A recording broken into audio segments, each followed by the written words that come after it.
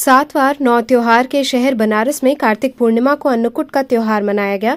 माता ब्रह्मचारिणी देवी के दरबार में इस खास दिन पर 56 तरह के व्यंजनों का भोग लगाया गया। इसके अलावा ब्रह्मेश्वर महादेव का भी अन्नकूट महोत्सव मना, जो भक्तों के खासा आकर्षण का केंद्र रहा।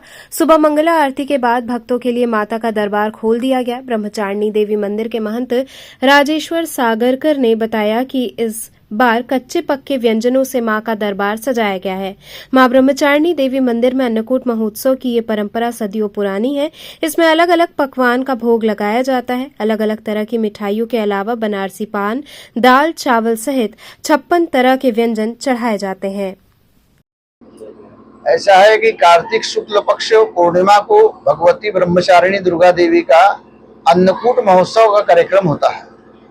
ये प्राचीन काल से ही होता आ रहा है। जब से शुरुआत भया है तब से करीब करीब हम समझते हैं कि 60-70 वर्ष हो चुके हैं अन्नकूट को होते हुए। ये हमारे दादा गुरु ने शुरू किया था अन्नकूट, तब से ये अन्नकूट चलता आ रहा है। और ये अन्नकूट जो है कार्तिक पूर्णिमा को दिन भगवती का अन्नकूट होता है। प्रातः काल सुबह 6 बजे भगवती की भव्य आरती होती है और आरती होने के बाद सभी पूजन होने के बाद सभी भक्तों के लिए कपाट खोल दिया जाता है। और ये जो श्रृंगार है भगवती का, ये विशेष श्रृंगार है। ये विशेष श्रृंगार मतलब 56 प्रकार के मीठे जितने भी रहते हैं, व्यंजन रहते हैं, ये भगवती को भोग लगते हैं। अब माध्याह्न काल में अन्नकूट है तो अन्न का भी रहना बहुत जरूरी है। इसलिए माध्याह्न काल में जब माध्याह्न काल की भगवती की सेवा होती है उसमें भगवती को अन्न का भोग लगता है। मतलब उसमें कच्ची रसोई होती है, दाल चावल सब्जी वगैरह ये सब रहता है। ये भगवती को दोपहर माध्याह्न काल में भोग लगता है। अब माध्याह्न काल में होने के बाद फिर वो आरती होती है माध्याह्न काल में। अब माध्याह्न काल की आरती होने के बाद फिर जो है दर्शन शुरू होता है। सभी दर्शनार्थी के लिए कपाट खुला रहता है। और सायंकाल देव दिवाली हो करके घाटों पे जितनी भी देव दिवाली करके दर्शन करके गंगा जी का सब आते हैं भक्त लोग। अब माता के दरबार में हाजिरी लगाते हैं, माथा टेकते हैं। जो भी उनकी मनोकामना होती है वो भगवती को अपनी अर्जी लगाते हैं और भगवती की कृपा से उनकी सभी मनोरथ पूर्ण होते हैं। और फिर रात में जो है 8 बजे करीब 8 साढ़े 8 बजे के करीब जो है भगवती की महाआरती होती है। क्योंकि ये प्रातः काल में अन्नकूट जो है उसकी आरती भई, ये माध्याह्न काल नैवेद्य की आरती भई, और रात को जो आरती होगी वो शयन आरती होती है। तो शयन आरती होने के पहले भगवती की आरती अन्नकूट की जितनी रहती है महाआरती होती है। और महाआरती होने के बाद भगवत जितने भी भक्तगण रहते हैं उनको प्रसाद वितरण किया जाता है।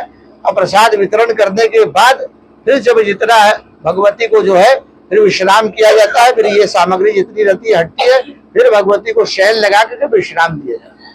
अन्नकूट में 56 प्रकार के व्यंजन भोग लगाए जाते हैं। मुख्यतः क्या पूर्वजों की परंपरा भी चढ़ाते भोग लगा रहे थे और आज भी वो चीजें हुए? ऐसा है ना कि पहले क्या होता था कि पहले, आज तो गैस पे बन रहा है, लेकिन पहले ये लकड़ी में बनता था। हमारे दादाजी के समय पे हम बाल्यावस्था के छोटे थे, ये लकड़ी में बनता था और बड़े सोले से आकर के मतलब शुद्ध वस्त्र पहन करके वो भोजन बनता था। अब वो भोजन बनता था, सब मिठाई इतनी प्रकार की रही सब है, जैसे मगदल है, खीरकदम है, मिठाई है, जितनी भी व्यंजन है सब ये लकड़ी के ऊपर बनता था। क्योंकि लकड़ी को सबसे शुद्ध माना गया है, इसलिए वो लकड़ी पे बनता था और लकड़ी में बन करके तब वो भोग लगता था भगवती को। लेकिन अब समय के हिसाब से परिस्थितियां बदल गई हैं, अब इसलिए लकड़ी की जगह पे अब गैस का यूज होने लगा है। नहीं तो पहले प्राचीन काल में लकड़ी का ही यूज होता था और उसी के ऊपर व्यंजन बनकर भगवती को भोग लगता था।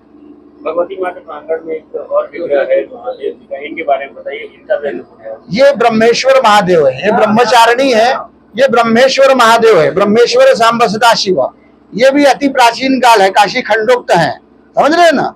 तो ब्रह्मचारिणी जब से है तब से ये ब्रह्मेश्वर सांब सदाशिव है। अब ये जैसे भगवती का अन्नकूट हुआ है तो ये भगवान भोलेनाथ का भी अन्नकूट, सांब सदाशिव ब्रह्मेश्वर का भी अन्नकूट हुआ है। इनको भी सभी प्रकार का, इनको क्या है जैसे सोने का हौदा होता है उस प्रकार भगवान का श्रृंगार किया गया है। और श्रृंगार करने के बाद मखमल का उनका वस्त्र पहनाया गया है और बाकायदा उनको मुकुट वगैरह जो है व्यवस्थित भगवती राजयोग जैसे होता है उस प्रकार का उनका राजयोग का श्रृंगार किया गया है। और श्रृंगार करने के बाद जितने भी व्यंजन है सब भगवान बाबा को भोग लगाया गया। भक्तों की किस तरीके की भीड़ है और प्रशासन की किस तरीके से? भक्तों की भीड़ तो प्रातः काल से जब से मंदिर खुला है, आरती भई है, तब से भगवती की कृपा से जितने भी भक्त आ रहे हैं सब भगवती के माथा टेक रहे हैं और लगातार भीड़ हो रही है।